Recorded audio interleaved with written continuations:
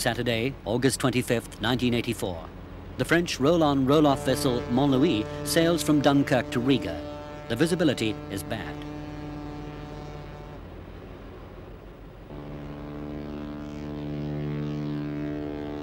The Dutch-German ferry OLAU Britannia is en route from Flushing to Sheerness with 900 passengers on board.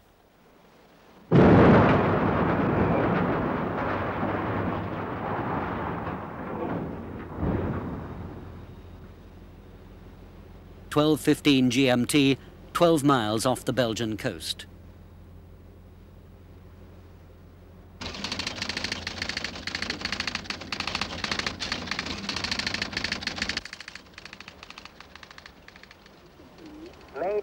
The OLAU Britannia has penetrated 8 meters into the Mont Louis. The situation is critical. Message number 1, referring collision, OLAU Britannia and Mont Louis. Stop. Crew of Mont Louis on board of OLAU Britannia. Distress signals alert shipping, and particularly the 2 salvage companies who cooperate closely in this area. Smit-Tak of Rotterdam and the URS, the Association of Salvage and Towage of Antwerp.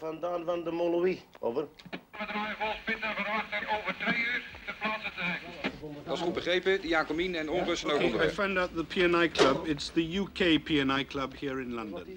Before salvage operations can begin, negotiations must be concluded with the owners, insurance companies and other interests.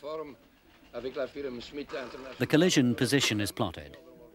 At the request of the salvos, the OLAU Britannia, assisted by tugs, pushes the Mont Louis to a sandbank in the vicinity to keep her from sinking.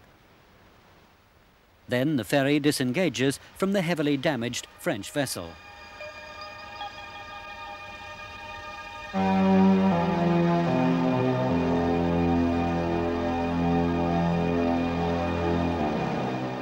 The Mont Louis lies on her starboard side in 15 meters of water close to the Ostend Bank buoy. The crew has been safely transferred to ships in the vicinity.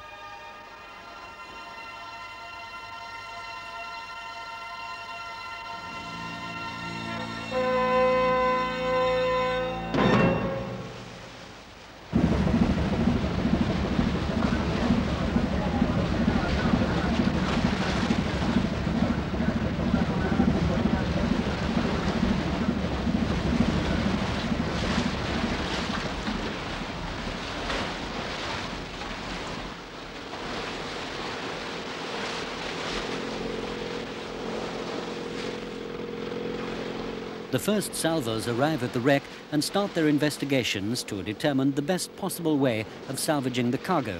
In this case, the hull is of secondary importance. Their main concern is the cargo.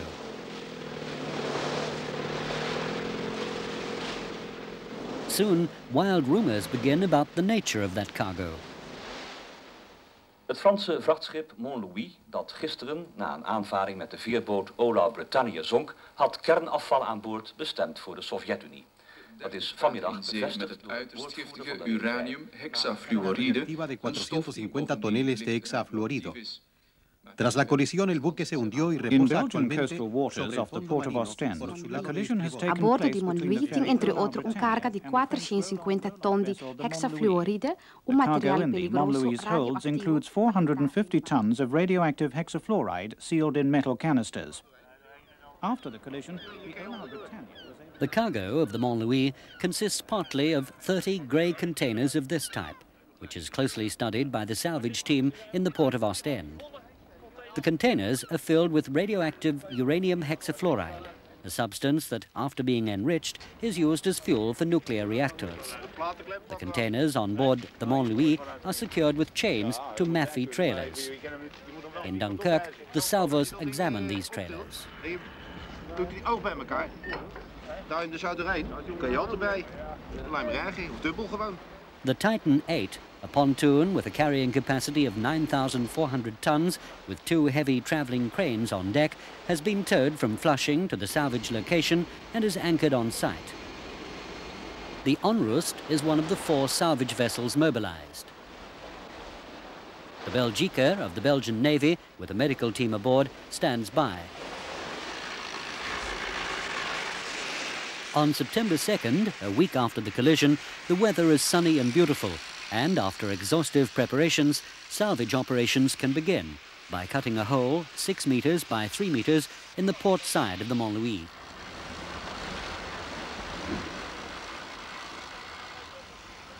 Later on, this hole will have to be enlarged to 9 meters by 3 meters. Lara, wat is dat samen hier nou? Hou maar even, jongens. Ja.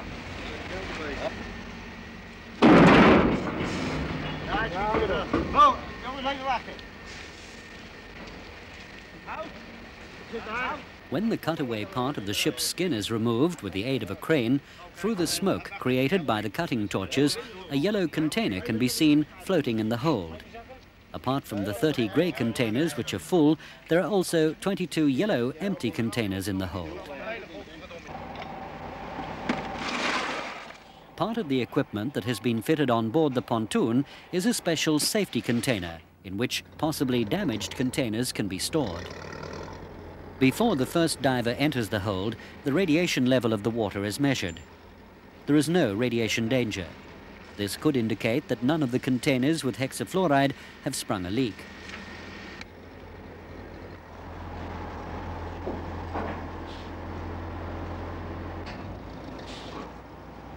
In order to make the work of the divers easier, a work raft is lowered into the hold.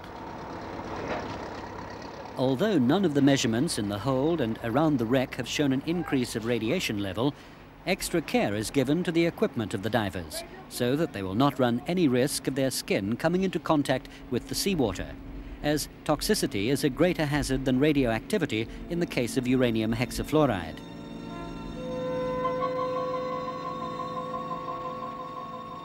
The diver is connected to the working pontoon by his umbilical cord, a safety line which carries his air and telephone lines. A second diver always stands by to render assistance in case of emergency. It is almost completely dark in the hold. The visibility is less than half an inch. The diver has to grope his way around. Is het ingeduikt?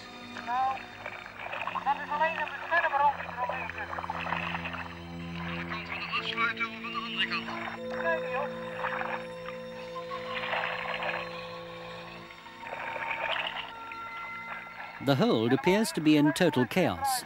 The cargo is a complete mess and has shifted right to the forward end of the ship. Some of it has overturned. It will not be easy to find all containers with hexafluoride in this mess and in the dark.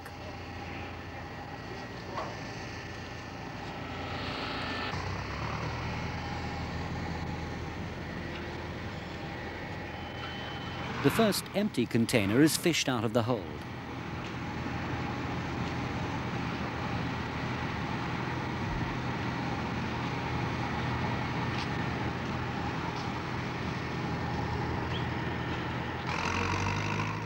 The salvors are wearing safety clothing and gloves, and each has a gas mask within reach.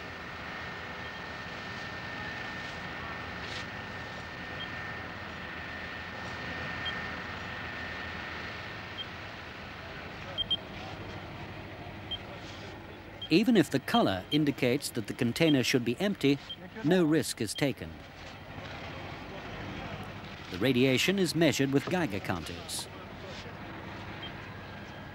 There appears to be no danger.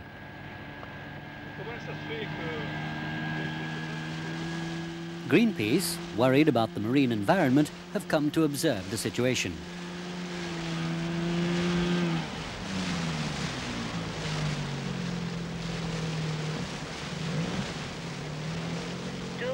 Temps, number, southwest 8, veering west 9.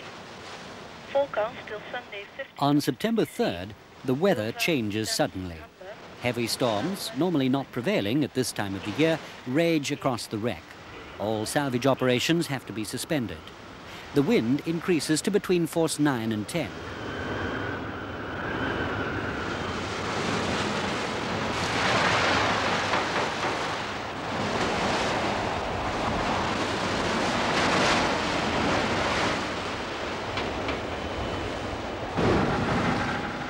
The storm rages for 4 days, And when activities can be resumed on September 7th, it appears that heavy seas have completely washed away a section of portside skin plating measuring 14 meters by 4 meters.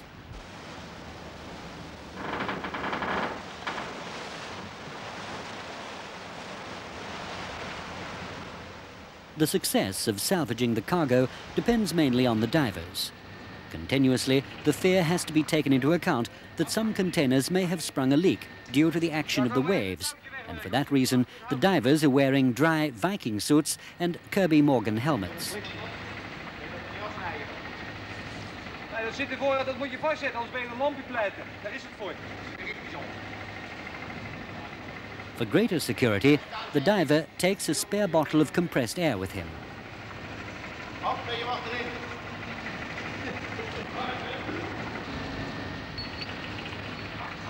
The operation is attended by French and Belgian nuclear experts who regularly come aboard to take measurements.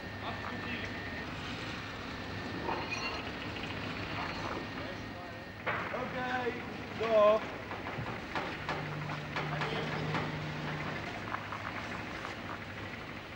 When the weather permits, the divers go down into the wreck. Their work is now handicapped not only by the darkness, but also by the continuous swell entering the hull. They have to proceed with great caution so that they will not be crushed by the shifting cargo. People on deck are ready to react immediately on the first distress signal. When a steel wire has been attached to a container, the diver will leave the water. It is impossible to untie the chains securing the containers underwater. They have to be pulled loose by a crane with 5 tons of extra power.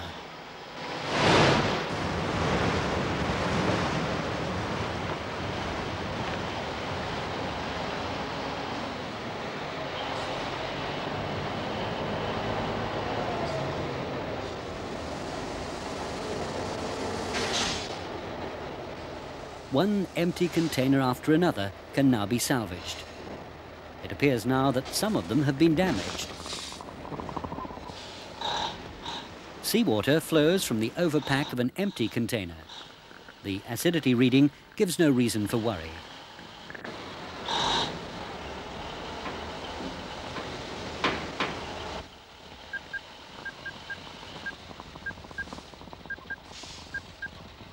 On September 8th, the weather deteriorates again. The wind strengthens to force 9 to 11. There's a swell of 4 to 5 meters. The pontoon has to be abandoned. And after 3 days of storm, the condition of the mooring wires has to be checked urgently. Jan, zeg jij even tegen waterkant dat wij dus met een chopper even ook weer om te kijken hoe de toestand van de draden is. It is impossible for a boat to come alongside the pontoon Titan 8, so help is called for. Ondoenlijk om zo op die bak te komen, want er staan er golven van 4 meter, 5 meter af en toe. Dat is gewoon 3 kant. The Belgian Air Force makes a helicopter available to the salvos.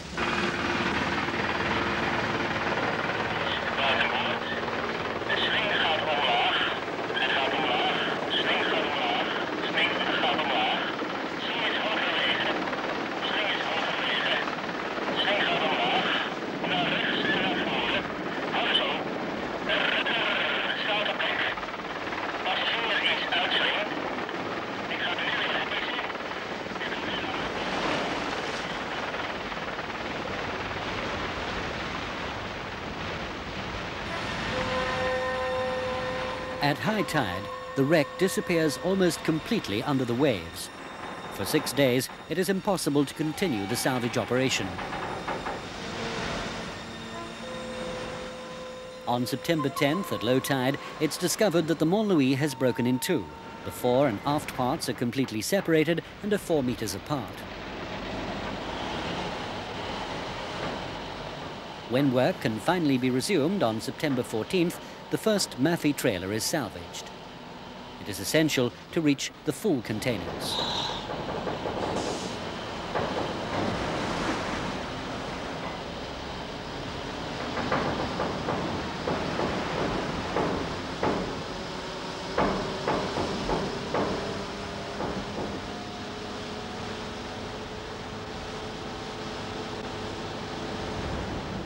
It appears that the trailer has been quite badly damaged by the force of the sea.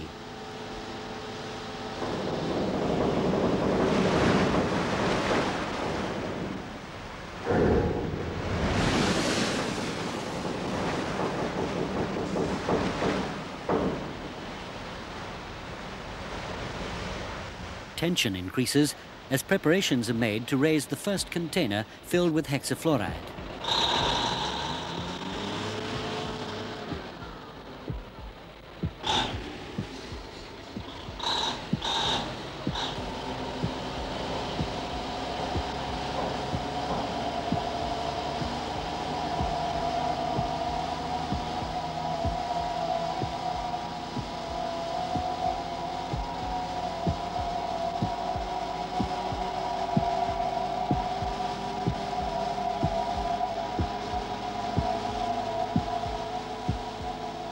Very carefully and with great trepidation, the first lift proceeds.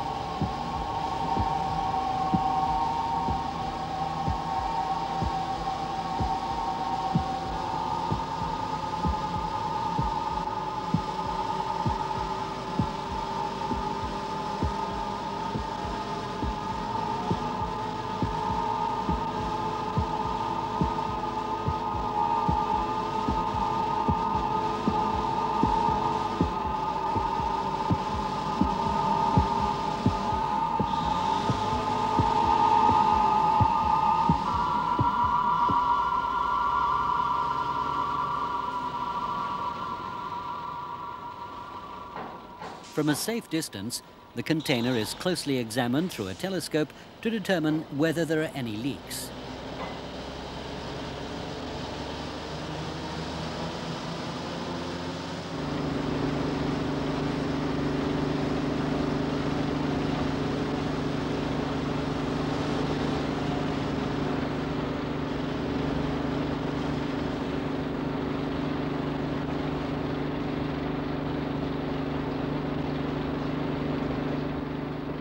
The sample bottles attached to the containers, also filled with hexafluoride, are measured for radioactive radiation level.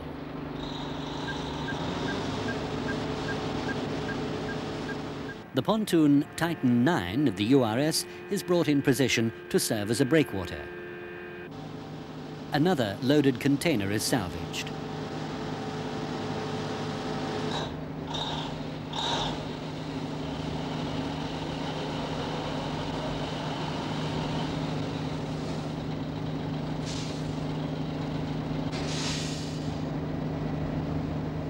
The salvors decide that the protecting shield of the valves on the containers should be replaced. They have constructed a better one themselves that can be mounted easily and that can better withstand blows either from the front or the sides.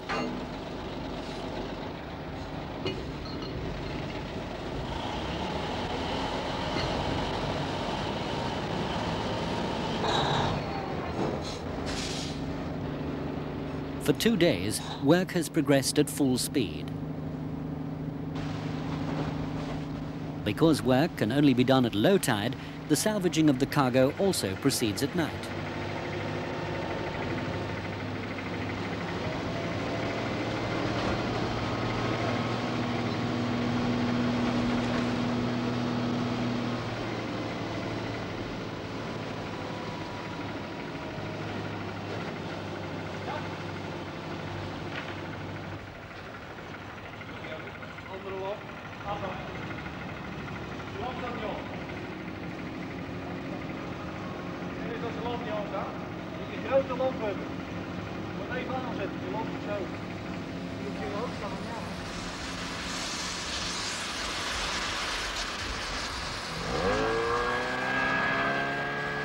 When another Maffei trailer is raised, it suddenly becomes apparent that a loaded container is stuck in the chassis.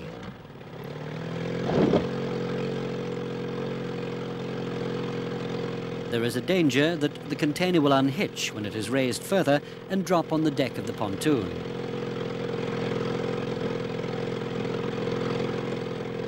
Only when the container has been secured with the lifting wire of another crane can the lifting be continued.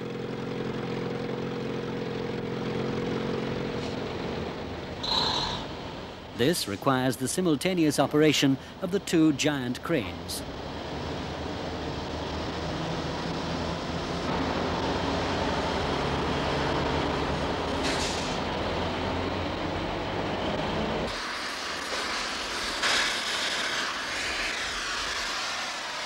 In order to be able to reach the cargo more easily, the decision is made to cut a hole further forward with a thermic lance. Also, small explosive charges have to be used, as the Mont Louis is built to ice class, which means the hull is specially strengthened.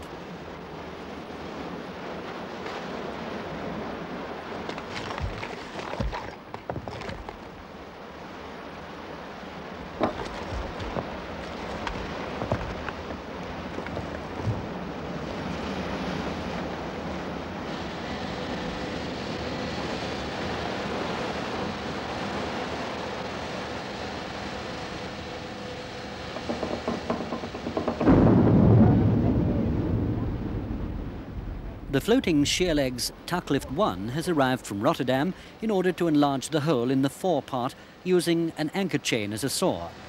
Although so far 16 full and 18 empty containers have been unloaded, it is becoming ever more difficult to reach the cargo in the turbulent water. The chain is brought into position on the wreck.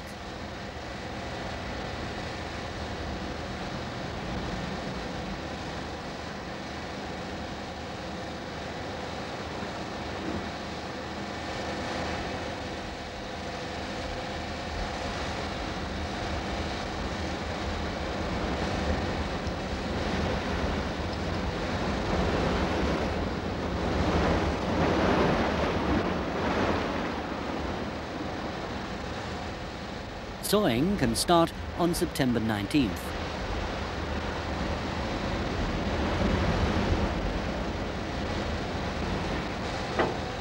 While water samples are taken continuously, one container after another is salvaged. No leaks have been found yet, but it is clear that the containers have taken and survived a lot.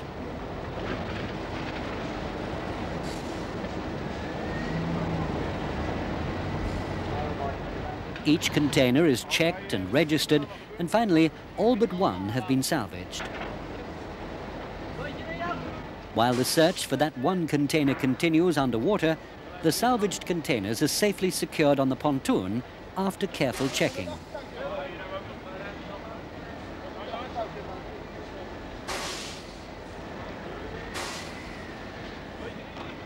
So far, no radiation danger has been found. Bak. Ja, ik zal even een paar nummers doorgeven, dan kan ik het even verifiëren of dat allemaal klopt. Dat is 602 043 4492 005. En met de laatste zijn we dus bezig om dat nummer uit te zoeken, want het is er een beetje afgeveegd. En dat krijg je dadelijk. The search for the last container is hampered by another part of the cargo of the Mont Louis, steel pipes destined for a natural gas pipeline.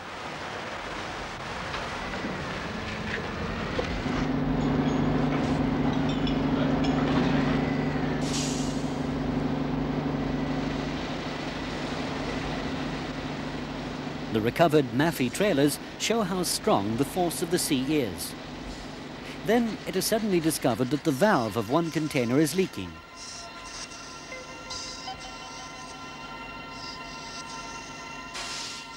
The leak is closed rapidly but carefully with a polyester mixture. Uranium hexafluoride is not only radioactive but also highly poisonous.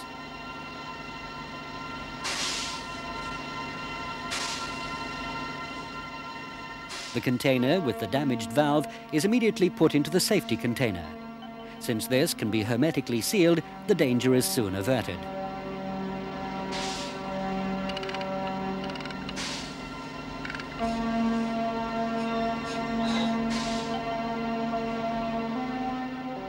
The whole salvage crew is mobilized for this critical operation.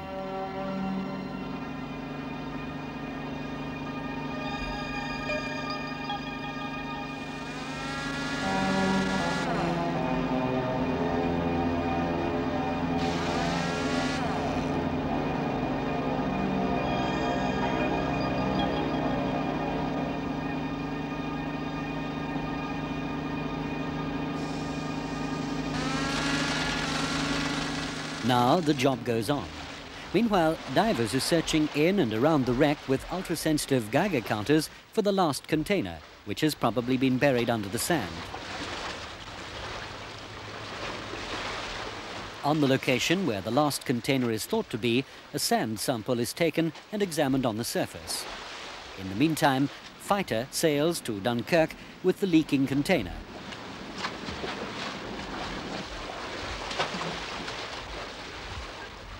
A radiation level higher than background is established.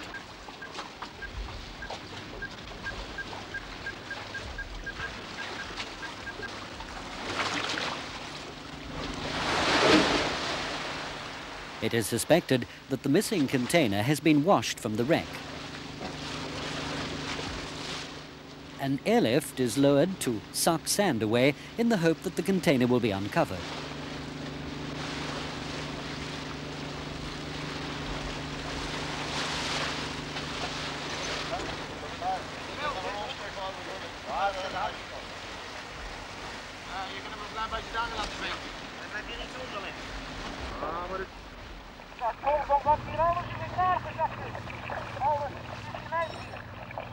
Okido.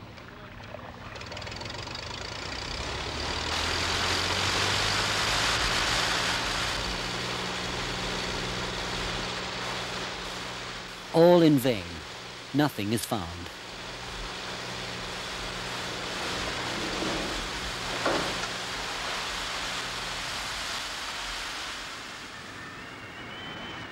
Again, the salvos are driven away by a storm. Of the 42 days the salvage has lasted so far, only 13 days all told could be worked.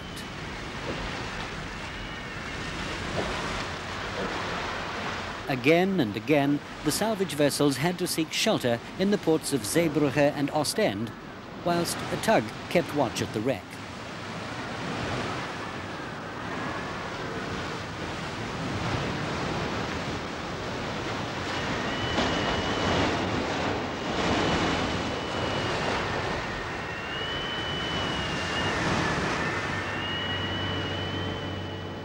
At last, on October 4th, the missing container is found high up in the fore part of the Mont Louis and salvaged. The job is completed without accidents, a triumph for salvors and truth that the container can withstand a serious accident.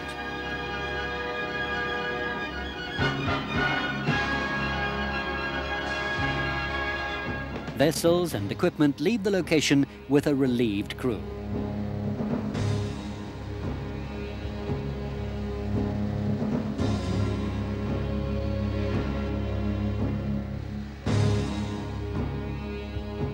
In Dunkirk, the cargo will be transferred to the owners. However, the French Ministry of Health has had quite a shock, and a small army of experts is sent to the port to establish whether further transport by land is justified.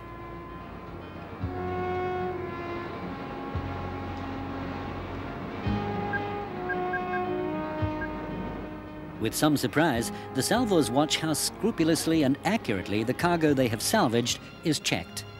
But it is unavoidable that more risks are taken at sea than ashore.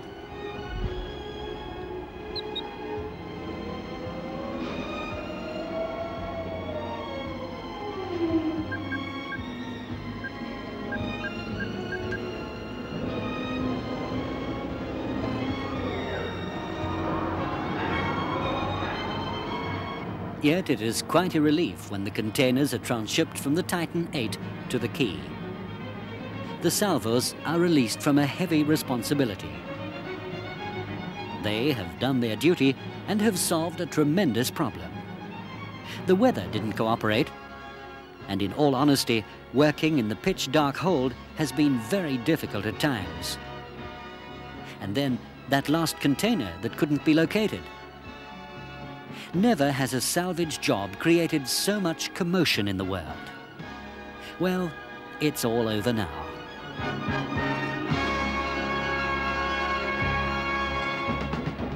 All that remains is the wreck, which has been pushed upright by the storm. On the funnel, the name of the former shipowner suddenly appears. Care. It seems a cynical joke.